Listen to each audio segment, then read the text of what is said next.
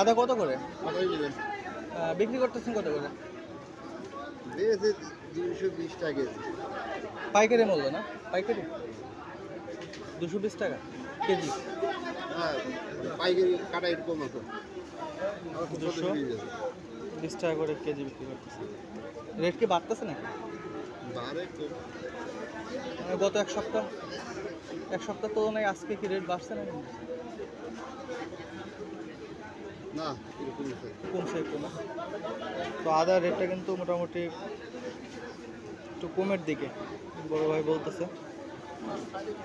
এগুলো কি বাংলাদেশে না ইন্ডিয়া? ইন্ডিয়ান টেবিল বাস। ইন্ডিয়ান আদা। তো যারা আদার পাইকারি, এটা কিন্তু পাইকারি। পাইকারি দাম 200। হ্যাঁ, কাটা বেচানো 200। 200। ধন্যবাদ আদার রেটটা জানাবো।